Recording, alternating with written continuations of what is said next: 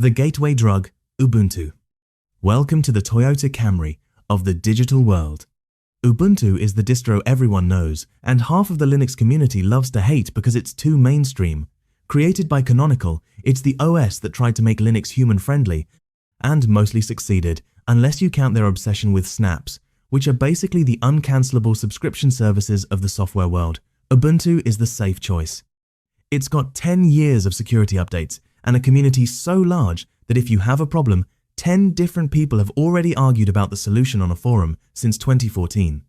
In 2026, Ubuntu is still the king of "it just works", assuming your definition of working includes a desktop environment GNOME that looks like it was designed by someone who really misses their iPad.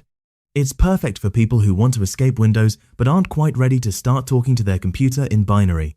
If you use Ubuntu, you're basically saying, I want to be a rebel, but I also want to be able to print a PDF without a 3-hour ritual involving the terminal and a goat sacrifice. It's the standard, the benchmark, and the reason many of us didn't give up on Linux in the first place. The Windows Refugee, Linux Mint.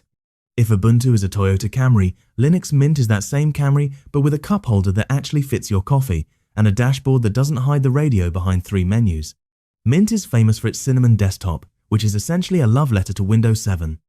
It's designed for the Windows refugees, people who woke up one day, saw a forced Windows 11 update, and decided they'd rather learn a new language than deal with another Copilot pop-up. Mint is stable, it's green, and it refuses to push those pesky snaps on you. It's the comfort food of Linux. It's got a start menu where you'd expect it, a taskbar that doesn't move, and it doesn't try to be brave or revolutionary. It just wants to let you browse the web and organize your folders in peace. Using Mint is like wearing your favorite pair of old sweatpants. It's not flashy, and you won't win any hacker points at the local tech meetup. But you also won't have a mental breakdown because your taskbar disappeared after a system update. It's the ultimate leave-me-alone operating system, the lab coat, Fedora. Now we're moving into the I actually know what I'm doing territory. Fedora is the cool, experimental older brother of Red Hat Enterprise Linux. If you want to see what the future of Linux looks like before everyone else gets it, you use Fedora. It's the playground for new technology. Wayland, Pipewire. They were probably standard on Fedora, while Ubuntu users were still trying to figure out how to get their speakers to work. Fedora is for developers, engineers, and people who enjoy the bleeding edge but don't want to actually bleed. It's incredibly polished, but it has a no-nonsense attitude toward proprietary software. It won't hold your hand to install NVIDIA drivers or Spotify. It expects you to know how to add a repository like a civilized adult. It's fast, it's sleek, and it's the distro Linus Torvalds himself uses, which is the ultimate flex. If you use Fedora, you likely have a mechanical keyboard, 3 monitors, and a very strong opinion on why GNOME is superior to everything else. It's the distro for people who want to be ahead of the curve without falling off the cliff. I use Arch, by the way, Arch Linux. We can't talk about Linux without the cult of Arch.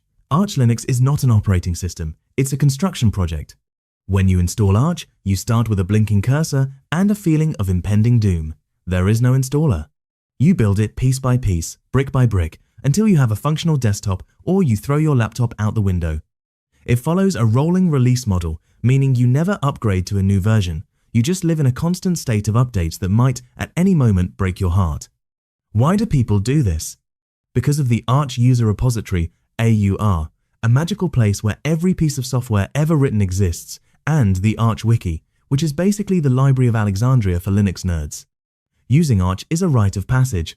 It's for the person who wants total, unadulterated control over their machine and isn't afraid to read a 50-page manual to change their system font. It's the ultimate badge of honor.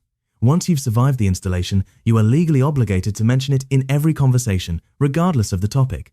Nice weather today. Yeah, it's great. I use Arch, by the way. The gamer's choice, Pop! OS. Created by System76, a company that actually builds Linux hardware, Pop! OS is what happens when you take Ubuntu and give it a shot of espresso and a gaming controller. In 2026, it's the go-to for anyone who wants to play Cyberpunk 2077 without the Windows-induced lag. Its standout feature is its auto-tiling window manager, which makes you feel like a high-level data analyst even if you're just looking at Reddit and a calculator at the same time. But the real reason people love Pop is the NVIDIA support. In the past, getting NVIDIA drivers to work on Linux was like trying to teach a cat to perform surgery. Pop! OS provides a specific version that comes with the drivers pre-installed. It's simple, it's powerful, and it's moving toward its own custom desktop environment called Cosmic, which promises to be faster than a caffeinated squirrel. It's the distro for people who want their computer to stay out of their way so they can actually do things, whether that's coding a new app or losing a 14-hour session of Stardew Valley. It's modern, it's efficient, and it has a name that sounds like a breakfast cereal. The Invisible Ghost, Tails. Tails is the distro for the paranoid, the whistleblowers, and the people who have seen too many documentaries about government surveillance. It stands for the Amnesic Incognito Live System, which is a fancy way of saying it forgets you ever existed the moment you turn it off. You don't install Tails, you run it from a USB stick. All your internet traffic is forced through the Tor network, making you as invisible as possible in a world that's always watching.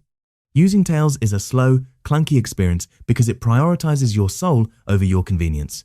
You won't be gaming on this, you won't be editing 4K video. You'll be sending encrypted emails and browsing the dark web while wearing a tinfoil hat. It's the emergency exit of the internet. If the lizard people come knocking, you just pull the USB stick and all your data vanishes like a ghost in the wind.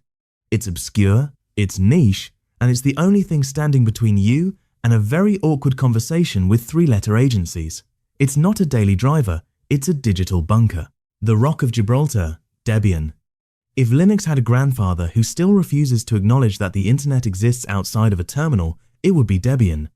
It is one of the oldest distros in existence and the foundation that Ubuntu, Mint, and hundreds of others are built upon. Debian's philosophy is simple: stability over everything. If software is in the stable branch of Debian, it means it has been tested so thoroughly that it's probably older than some of the people watching this video. Debian is the OS you put on a server that you need to run for 10 years without a reboot. It's not flashy, it doesn't have the latest icons or a fun name. It just exists, unchanging and unbreaking, like a cosmic constant. Using Debian as a desktop is for the advanced beginner who wants to see how things actually work without the hand-holding of Ubuntu. It's the old reliable of the tech world. It's the OS for the person who values a system that works the same way today as it did in 2012. It's boring, and in a world of move fast and break things, Debian is the one thing that stays put. The professional's playground, Manjaro. Finally, we have Manjaro. Manjaro is for the person who wants the power of Arch Linux but has a job, a family, and a desire to sleep at night. It takes the rolling release power of Arch and adds a layer of testing and a user-friendly installer. It gives you access to the legendary AUR, but it waits a week or two before giving you the latest updates to make sure they don't blow up your computer. It's the Arch for the rest of us. It comes in several flavors: XFCE, KDE, GNOME, and it's incredibly fast and customizable. It's perfect for people who want a modern feel but don't want to spend their weekend fixing a broken kernel. Manjaro is often seen as the enthusiast distro. It's for the person who has outgrown Ubuntu and wants to feel the wind in their hair but still wants a safety net in case they drive off the road. It's sleek, it's green, and it's the closest thing to a pro experience you can get without becoming a full-time terminal hermit.